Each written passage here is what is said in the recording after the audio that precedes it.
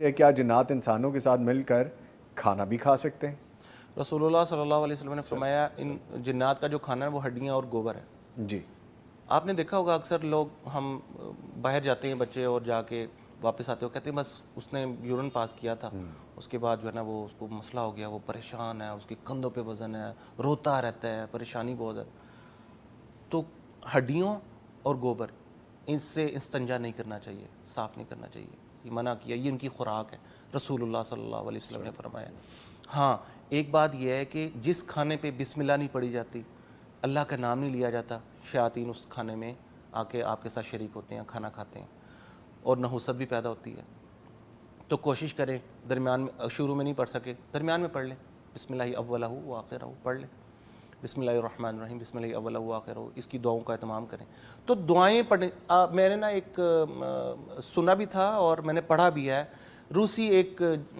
جادوگرنی ہے، جی جی جی بالکل، اس نے اس کا انٹرویو پڑھا، اس نے کہا کہ میں کیا کروں، میں کر ہی نہیں پاتی ان کے ساتھ، جادو کر ہی نہیں پاتی۔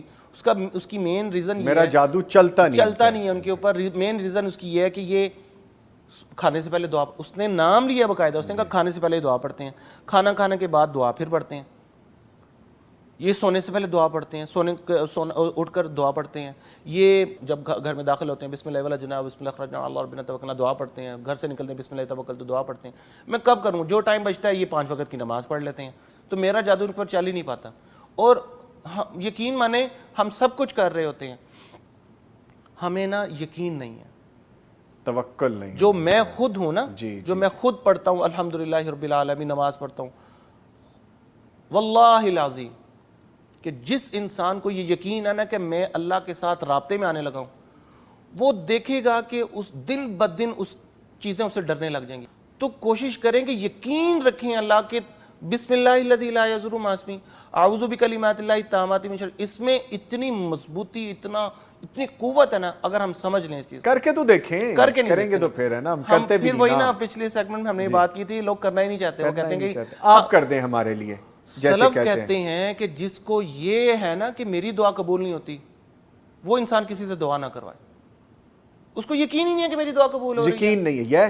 یس بالکل۔ اگر ہمیں یقین نہیں ہے تو ہم کیوں کسی کے پاس جا رہے ہیں، پھر دوسرے کے یقین پہ کیوں ہم کریں کہ ہمیں یقین ہی نہیں ہے کہ اللہ میرے ساتھ ہے۔ اور ویسے بھی عمیر صاحب، قاری صاحب، بات یہ ہے کہ اگر ہم اپنے لیے نہیں کر سکتے تو پھر تو بات ہی ختم ہو گئی، اپنے لیے سٹینڈ نہیں لیتے اس معاملے میں، پھر تو بات ہی ختم ہے، پھر کوئی کیا کرے گا آپ کے لیے؟ رسول اللہ صلی اللہ علیہ وسلم کی ہر سنت پر عمل کرنے سے آپ کو آسانیاں ملتی ہیں، سبحان اللہ، اور رسول اللہ صلی اللہ علیہ وسلم کی سنت سے اعراض کرنے سے آپ کو ہمیشہ پریشانیاں ہی دیکھنی پڑیں گی۔ اچھا ایک بات یاد آ گئی، یونس علیہ السلام قوم پر عذاب آ رہا تھا، جی آیا وہ عذاب ٹل گیا، جی، وجہ اس کی کیا تھی کہ سب مل گئے تھے اکٹھے ہو کے، سب نے اتفاق کیا اور سب نے اکٹھے ہو کر دعا کی، استغفار کی، اللہ نے آیا عذاب ٹال دیا۔ کیا ہم گھر میں اکٹھے بیٹھ کے کھانا نہیں کھا سکتے؟ کیا ہم گھر میں اکٹھے بیٹھ کے قرآن جی کا اہتمام نہیں کر سکتے پڑھنے کو؟ اچھا اس کے لیے بھی ہم نے یہ سوچا نہیں یہ کام ہمارا نہیں ہے، مدرسے کے پڑھنے والے بچوں کا قرآن خوانی کرواؤ، اعوذ باللہ من الشیطان الرجیم، مطلب ہم یقین ہی نہیں ہے اپنے اوپر، ہم خود بیٹھ کے نہیں پڑھیں گے، ہم خود نہیں کریں گے، قاری صاحب کو آ کے کہیں گے ہمارے لیے یہ پڑھ دیں، یا مسجد سے بچے منگوائیں گے، کہیں گے آپ پڑھ دو۔ اکثر لوگوں کو یہ بات کہتا ہوں کہ وہ آتے ہیں میرے پاس، آ کے کہتے ہیں قاری صاحب دعا کروا دو، میں ان سے پوچھتا ہوں کہ آپ کے والدین زندہ ہیں؟ کہتے ہیں زندہ۔ میں کہا پھر میرے پاس کیا کرنے آئے؟ یقین نہیں ہے۔ جو والدین ان کے لیے دعا کریں گے، اکثر لوگ ابھی کل فون آیا دوبارہ، قاری صاحب وہ استخارہ کر دیں ہمارے لیے۔ میں نے کہا کیا، میں استخارہ کیا کروں،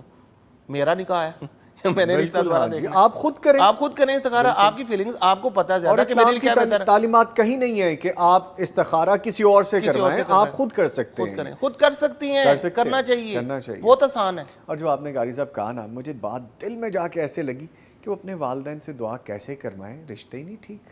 اس قابل ہی نہیں ہے کہ ان کو منہ دکھائیں، اس قابل ہی نہیں ہے کہ ان سے کہیں کہ ہمارے لیے دعا کے لیے ہاتھ اٹھائیں۔ یہ تو وہ آپ کے گھر میں پیر موجود ہیں، وہ ہستیاں موجود ہیں، وہ بزرگ موجود ہیں کہ جو آپ کو بغیر کہے دعائیں دیتے ہیں ہاتھ اٹھا کے، تو آپ کی جب ایسی حیثیت ہی نہیں ہے کہ آپ ان سے کہیں گے کہ دعا کریں، کس منہ سے دعا کروائیں؟